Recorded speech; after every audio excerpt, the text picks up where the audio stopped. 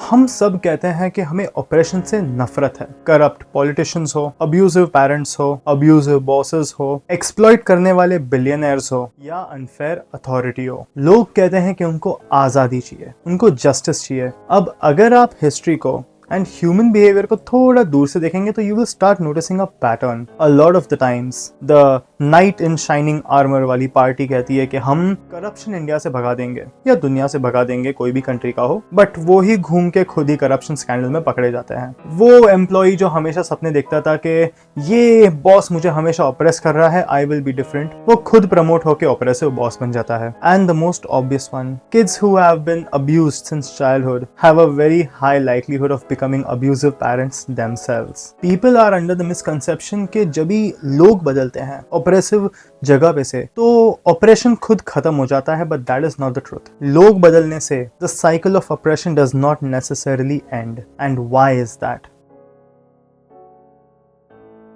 Now the uncomfortable question. Logically अगर देखा जाए तो अगर लोगों को ऑपरेशन से इतनी नफरत है तो सूनर और later when people change, when generations change, when people die out so to speak, oppression should end, right? But history suggests otherwise. अलग अलग तरीकों से अलग अलग देशों में मोस्ट जगहों पे कोई ना कोई तरीके से, अब वो बिलियनर्स के थ्रू हो, पॉलिटिशियंस के थ्रू हो, राजाओं के थ्रू हो, लैंडलॉर्ड्स के थ्रू हो, ऑपरेशन चलते आ रहा है एंड फॉरसीएबल फ्यूचर तक चलते ही रहने वाला है। तो the main question is that people, do they really want freedom और is everyone waiting for their own chance at operation?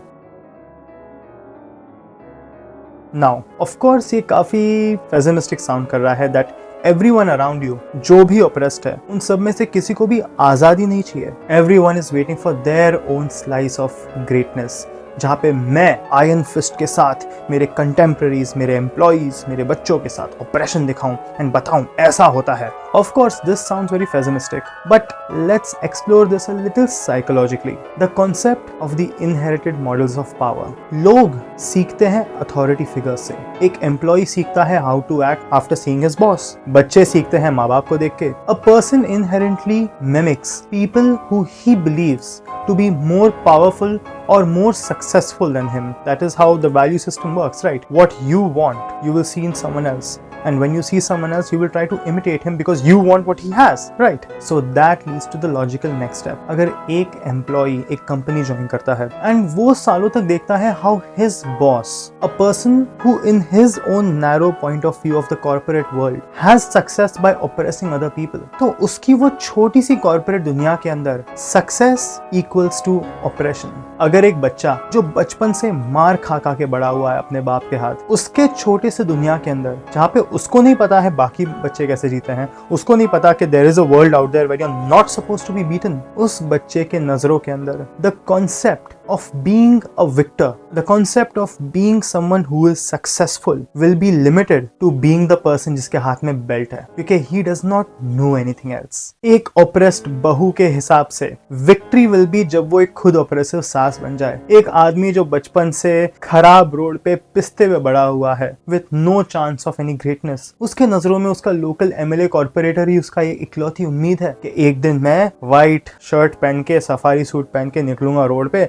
And लोग डर में अपना सर झुका देंगे। अगर इंसान की सोच ही छोटी हो तो उसका अंदाजा of what it is to be successful will be limited to the closest person who is oppressing him, क्योंकि he does not know what else is out there. Power बहुत सारे types के होते हैं. There is financial power, there is political power, power through a variety of ways that can be achieved, and बहुत सारे उसमें से अच्छे भी होते हैं. Power खुद एक बुरी चीज नहीं है, मगर एक इंसान जिसने बचपन से पावर सिर्फ एक्सपीरियंस किया है through the mode of domination, then that is the only thing he will ever understand. Now ऊपर अब आप जाओगे तो इंडिविजुअल थिंकिंग से ज्यादा आप पूरे के पूरे political structures, corporate structures, revolutions को देख सकते हैं आप, and it will still imitate the same models of power. France spent decades upon decades going through ruler and ruler and ruler and ruler, everyone promising कि चीजें अब perfect हो जाएगी, but every time एक राजा गिरता था, एक revolution होता था and दूसरा ऊपर चढ़ जाता था. अफ्रीका के अंदर बनाना रिपब्लिक्स हैं, एक गिरता है दूसरा आता है, दूसरा गिरता है तीसरा आता है. सब लोग बोलते हैं एक ही चीज कि I will bring about change, मगर the change never comes. अब let's go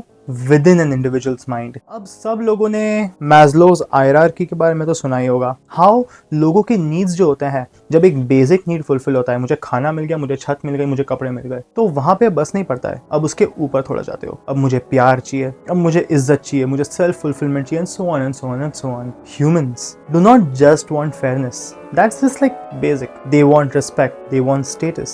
They want to be someone. And that is something that is present in all of us. So that brings us to the next step. Every human is a part of multiple hierarchical structures. आपके social structures होंगे, friend groups होंगे, जहाँ पे एक होगा जो बहुत ही dominating friend होगा, आपके local school के अंदर या college के अंदर एक structure होगा, company के अंदर एक structure होगा, एक hierarchical structure होगा. Everywhere you see, pyramid हमेशा exist करता है. The further up you go, the more respect you have, the more privileges you get, the more benefits you have. You become someone the further up you go. तो जरूरी नहीं है that the dream of the powerless, dream of the oppressed necessarily be के ये hierarchy of hierarchy हटा दो. It is very possible and is often the case that the dream of the powerless is just to simply move up the hierarchy. मैं अगर oppress हो रहा हूँ as a person, भले वो social तरीके से हो, political तरीके से हो, financial तरीके से हो, कोई भी तरीके से हो, ये जरूरी नहीं है that the noble poor be dreaming के एक fair दुनिया हो जहाँ पे सब लोग equal हो. शायद वो सोच रहा है कि नहीं, मैं आज पिस रहा हूँ, मैं कल जाके लोगों को पीसूंगा. अगर एक बच्चा मार खा रहा है तो जरूरी नहीं है कि वो बड़ा होके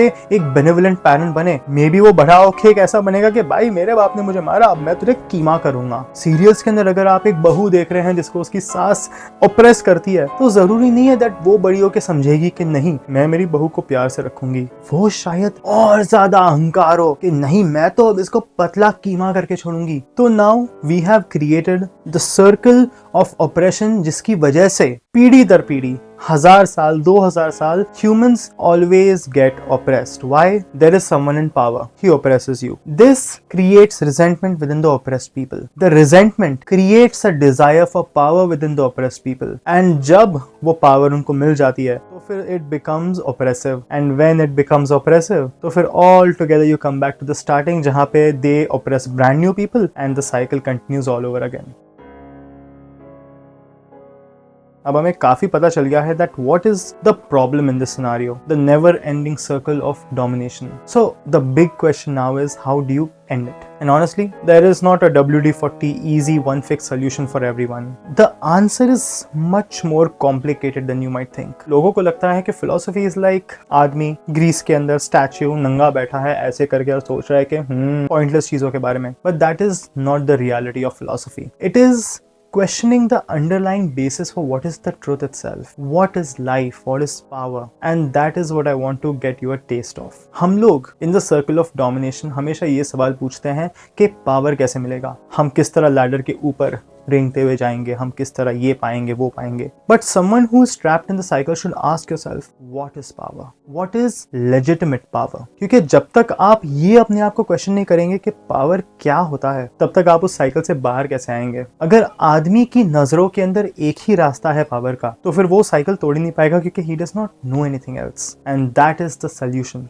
समझो एक ऑप्रेस्ड बेटा है, वो पूरी जिंदगी अपने माँ बाप से मार खाते हुए बड़ा हुआ है, एंड बड़े होके वो खुद ऑप्रेसिव बन जाता है because he does not know anything else. But suppose वो सोचता है कि पावर का मतलब क्या होता है. Do I want to leave behind a legacy जहाँ I just become what my father was or my mother was and I end up becoming the same thing that I got hurt through? Or he takes a step back and analyzes कि what is power, what is discipline, what is authority, and he changes his ways and becomes someone who fosters a better childhood for his children. And वो भी एक power है. आपको finally जब भी pause बनने का मौका मिलता है, you completely change everyone under you. Things take a turn for the better. ज़्यादा socially harmonious relationships foster होते हैं between each other. लोग ज़्यादा freely communicate कर पा रहे हैं, वो भी एक किस्म का पावर है. And जब तक लोग एक कदम पीछे लेके ये नहीं सोचते कि पावर का मतलब क्या होता है, जब तक लोग अपने खुद के हाथों से नए रास्ते नहीं खोजते हैं, डाउट नहीं करते अपने आप को